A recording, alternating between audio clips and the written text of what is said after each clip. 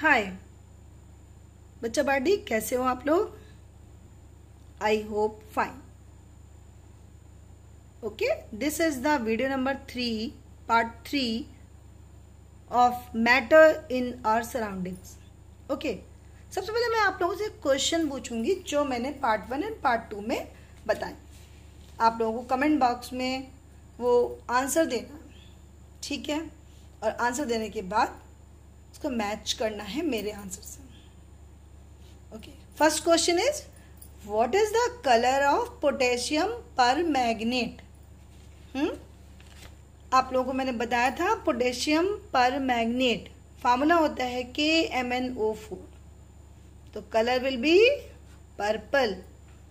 And when we dissolve the KMnO4 in water, जब हम KMnO4 को वाटर में डिसॉल्व करते हैं तो ये मैटर की कौन सी प्रॉपर्टी को शो करता है?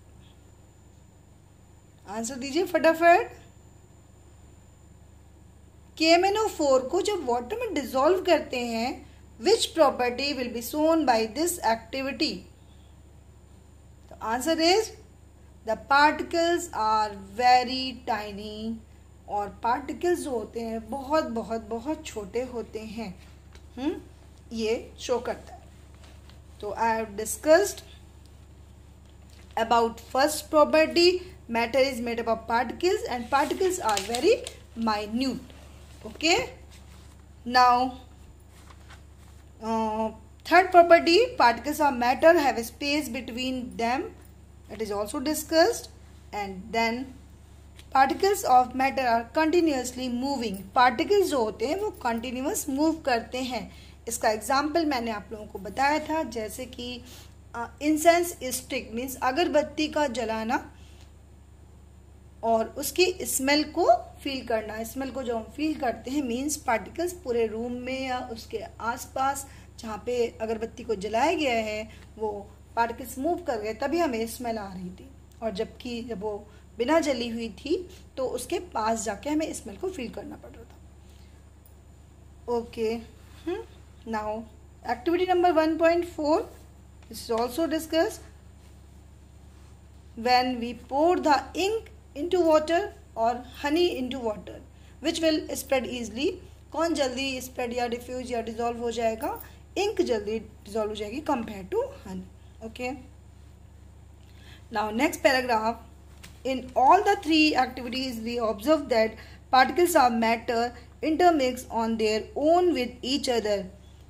ये माना गया, ये देखा गया ऑब्जर्वेशन में कि जो पार्टिकल्स ऑफ मैटर है, चाहे वो हनी था, वो इंक था, या वो एयर था, या इंसेंस स्टिक के पार्टिकल थे, वो अपने आप मिक्स हो रहे थे एक दूसरे के साथ या अपने आसपास की सराउंडिंग के साथ.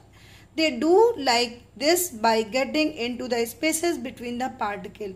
कैसे वो इंटरमिक्स हो रहे थे? बिकॉज वो क्या कर रहे थे अपने आप को कि जिस सराउंडिंग में वो थे, मान लिया उसको पानी में डाला गया है, मान लिया वो एयर है, तो क्या हुआ, वो उनके बीच बीच में जो स्पेस थे, गैप थे, एयर के पार्टिकल के बीच में जो गैप होगा या वाटर के पार्टिकल के बीच में जाके वो गैप होगा, वो वहाँ पे जाकर क्या हो रहे थे, सेट हो रहे थे. इसी वजह से क्या इंटरमिक्सिंग हो रही थी. कलर आ रहा था वाटर में, एयर में, स्मेल फैल रही थी. तो इस प्रोसेस को, जिसको हम बोलते हैं अपने आप जब मिक्सिंग हो जाती है पार्टिकल्स की, that is known as diffusion. तो this intermixing of particle of two different types of matter on their own is called diffusion. What is the diffusion? Diffusion is the intermixing of particle of two or more than two different types of matter on their own. जो अपने आप से mixing दिखा रहे थे उसे हम बोल रहे थे diffusion. Then from the above three activities, जो 1.3, 1.4 and 1.5 एक्टिविटी हमने की है, we can draw the following conclusion. क्या कंक्लूजन निकला उनसे? Particles of matter are in continuous motion. Particles जो continuously motion में रहते हैं, that is they possess the kinetic energy. Motion में रहने का मतलब क्या होगा? उनके पास एक एनर्जी होगी जो उसको मूव कराने में हेल्प करती है, that is known as kinetic energy. As a temperature rises particles move faster. जब टेम्परेचर बढ़ाते हैं तो पार्टिकल तेजी से मूव करते हैं. आपने देखा भी होगा जब वाटर को बॉयल करते हैं, जब आपने एक पैन में वाटर लिया तो वो क्या होता है, बिल्कुल एक स्टैग्नेंट टाइप का रहता है, ठहरा हुआ रहता है। और जैसे ही हम इसको हीट करना शुरू करते हैं तो धीरे धीरे पार्टिकल्स, जो वाटर के पार्टिकल होते हैं, वो बॉयल करते हैं। बॉयल करने का मतलब टेम्परेचर हमने जब उसको दिया, हीटिंग दी है, तो वो पार्टिकल जो थे उनके अंदर काइनेटिक एनर्जी हुई और वो इंक्रीज हो गई, और जिससे वो पार्टिकल मूव करते हुए दिख रहे थे। तो जो ठंडा पानी और गर्म पानी में जो बॉइलिंग वाटर है, उन दोनों में डिफरेंस क्या था? ठंडे पानी में पानी थोड़ा ठहरा हुआ था और बॉइलिंग वाटर में उन पार्टिकल्स के पास काइनेटिक एनर्जी ज़्यादा हो गई, वो मूव कर रहे थे। ओके, ऐसे ही आपने पीछे पार्ट 1 या पार्ट 2 में देखा है कि जो अगरबत्ती थी, जब वो बिना जली हुई थी, उसको जब हीटअप नहीं किया गया था, तो आपको उसके पास जाके स्मेल लेनी पड़ रही थी, और जैसे उसको जला दिया गया तो उसके जो पार्टिकल्स थे वो पूरे एयर में डिफ्यूज हो गए एंड उसकी स्मेल आपको चारों तरफ से आने लगी। मीन्स क्या है, जब टेम्परेचर बढ़ाते हैं तो पार्टिकल्स की काइनेटिक एनर्जी बढ़ जाती है। Okay, temperature, the kinetic energy of the particles also increases. Okay, now next, particles of matter attract each other. जो पार्टिकल्स होते हैं वो आपस में एक दूसरे को अट्रैक्ट करते हैं। Okay, this is in activity number 1.6। तो let us the play this game in the field, make 4 groups and form the human chains as a suggested below. आपने ह्यूमन चेन्स देखी होगी, लोग यहाँ पे कुछ लेडीज हैं जो डांस करती हुई दिख रही हैं। The members of first group should hold each other from the back and lock arms like the Bihu dancer. ये बिहू डांसर जैसा दिख रहा है। यहाँ पर लोगों ने एक दूसरे को लॉक कर रखा है, बैक से पकड़ रखा है। हम the members of second group of this should hold hands to form a human chain. क्या हो रहे हैं आप देखिए, यहाँ पे जो दिखाया गया है डायग्राम, उसमें लोग एक दूसरे से जुड़ते जा रहे हैं। तो इन आपस में जुड़ने को ही हम बोल रहे हैं क्या, कि ये आपस में एक दूसरे के साथ फोर्स लगा रहे हैं, अपने हैंड से लॉक कर रहे हैं ना बैक से, तो उसको बता रहे हैं कि पार्टिकल्स जो हैं, अगर इन सबको हम पार्टिकल मान लें तो ये आपस में एक दूसरे को क्या कर रहे हैं, अट्रैक्ट कर रहे हैं, ज्वाइन कर रहे हैं। The members of third group of the hold from the chain by touching each other with only their finger tips. इन्होंने 4 ग्रुप्स बनाने के लिए बोला है। Now the fourth group of the students hold run around. They try to break 3 human chains one by one into as many small groups as possible. Which group was the easiest to break and why? What is said here? इन्होंने 4 group बनाए हैं। First group में एक दूसरे को locking कर दी गई, मतलब पीछे से अच्छे से होल्ड कर लिया गया। सेकेंड ग्रुप ने सिर्फ हाथ पकड़े हैं एक दूसरे के। थर्ड ग्रुप ने सिर्फ फिंगर की टिप्स से एक दूसरे को पकड़ा है। एक चेन दिख रही है जिसमें कि पीछे से होल्ड किया गया है। सेकंड ग्रुप में इन्होंने सिर्फ हाथ पकड़े होंगे, मतलब पीछे से बैक होल्डिंग नहीं करी गई, सिर्फ एक दूसरे का हाथ पकड़ लिया है ना। थर्ड ग्रुप में क्या किया, सिर्फ फिंगर टिप्स एक दूसरे से टच कराएगी। और फोर्थ ग्रुप को बोला गया कि वो एक दूसरे के आगे पीछे सब भाग रहे हैं। अगर इन चारों ग्रुप में से चारों के मेंबर्स को अलग अलग करना हो, ग्रुप को ब्रेक करना हो, तो सबसे कम फोर्स किस में लगेगा? तो ऑलरेडी जो फोर्थ ग्रुप है वो आपस में एक दूसरे के साथ भाग रहा है, दौड़ रहा है, तो वो तो दूर दूर है ऑलरेडी।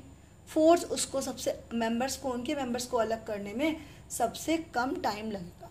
ठीक, उसके बाद फिंगर टिप्स, जिन्होंने सिर्फ फिंगर की टिप्स से एक दूसरे को टच कर रखा है, उनको तोड़ने में टाइम लगेगा। उसके बाद थर्ड नंबर पे आएगा जिन्होंने हैंड ब्रेक करे हैं। हाँ, एक गेम होता था कि हैंड को ब्रेक करना, कोई भी हैंड ब्रेकिंग जो होगी, हैंड ब्रेक करने का मतलब जहाँ से उन्होंने पकड़ रखा एक दूसरे को, वहाँ पर उनकी हैंड की होल्डिंग को दूर करना है।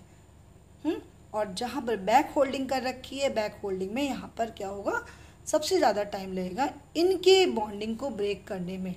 तो जो मेंबर्स क्या होंगे, सबसे ज़्यादा दूर हैं, उनमें सबसे लीस्ट फोर्स, और जो मेंबर ने आपस में सबसे ज़्यादा एक दूसरे को होल्ड कर रखा है, उन मेंबर्स को अलग अलग करने में फोर्स ऑफ अट्रैक्शन बोल सकते हैं। फोर्स ऑफ अट्रैक्शन यहाँ पे सबसे ज़्यादा था, उनको अगर इनको अलग करना है तो सबसे ज़्यादा फोर्स लगाना पड़ेगा।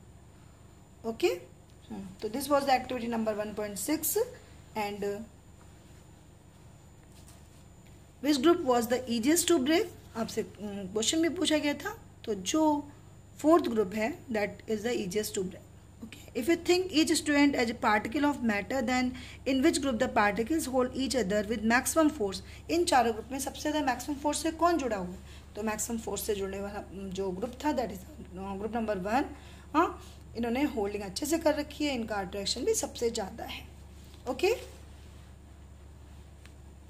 Okay, next activity next video में इतना पढ़िए और मेरे क्वेश्चन का आंसर फिर से दीजिएगा. कमेंट बॉक्स में आपको आंसर लिखने हैं. What is the color of KMnO4? Potassium permanganate. Okay. And second question is, give any examples of the matter in which it proves particle of matters are continuously moving. One word या one line का answer होगा. Comment box में लिखिए. Thank you. आज के लिए इतना ही.